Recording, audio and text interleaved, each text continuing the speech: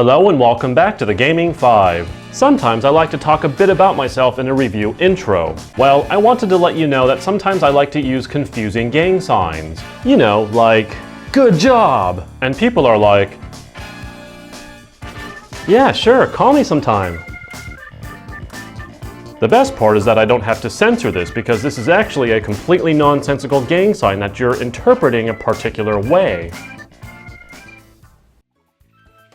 If you're a fan of anything Mario, you're more than familiar with his usually green dinosaur buddy. However, you might not be so familiar with his side games. Yoshi's Woolly World is Yoshi's latest sideshow, and if there's one thing I can tell you about it now, it's that you're not a man if you play this game. It's impossible, because the cuteness quite literally makes your junk tuck itself in while warm fuzzy feelings and smiles wash over you.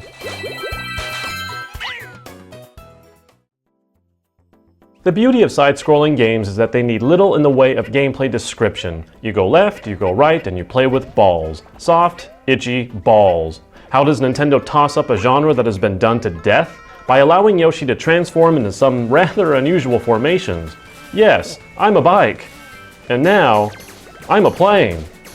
Not to be a one-trick pony with transformations, later levels do start to engage a level of creativity and challenge that is reminiscent of nothing other than courses that feel as if they were designed using Super Mario Maker. To assist with the challenge, and perhaps even younger audiences, there's a power-up system that provides various boosts. Suffice to say, though, that at the end of it all, the game is more geared towards a less skilled audience. Again, I wish to remind you that the late game does provide a bit of a challenge, but the overall scope and tools at hand ensure that progress is all but inevitable even at a leisurely pace. This does not necessarily act as a heavy mark against the game, as it's blatantly obvious the game is designed for enjoyment, not challenge. This isn't Yarn Souls 2. Coming in at a slightly reduced price of $50, there is some ease brought to what I'm about to say. Unless you're a die-hard Yoshi fan, this game will be a single playthrough for most people. While there are collectibles to unlock secret levels, 6 worlds to cuddle with, and a literal ton of Yoshi costumes, and even a boss challenge mode, the truth is that once it's done, it's pretty much done. The co-op mode is a nice touch, especially for siblings, and additional amiibo costumes, as if the game didn't already have enough, are a friendly reminder that amiibo have multi-game value. But I think this game is suited for those with a targeted interest. It's just not enough thrills at this price point. It's beautiful. Yes, I used that word. There's a level of detail that is, like most Nintendo games, hard to appreciate unless it's live and in full presence before you. It's so cute and well crafted, in fact, that you kind of have to dig around and encourage your junk to drop back out after turning the game off. Its cute, fuzzy, and itchy wool leaves a lasting impression. Unfortunately, there were a few times where it seems the graphics engine hit its limit, as I noticed some frame rate drops on rare occasions that was rather noticeable.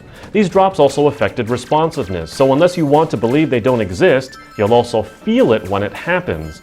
But then there's the music. I dare say these are some of the best compositions you're going to hear this holiday, and some songs are just itching to be played during the actual holidays. When your family is over for the holidays, play some of these jingles in the background. You're welcome. If there's one thing the Nintendo magic touched the most in Yoshi's Woolly World, it's the music.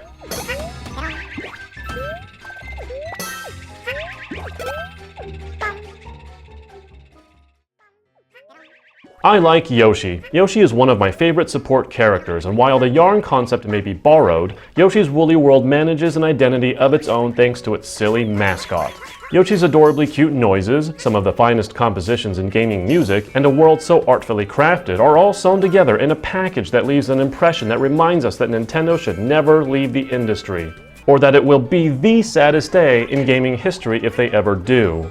However, that's not to say this game is perfect, as it presents just a tad too little challenge, falls short on the value per dollar proposition, and is marred by some occasionally unpleasant frame rate dips. I give Yoshi's Woolly World an 8.5 out of 10.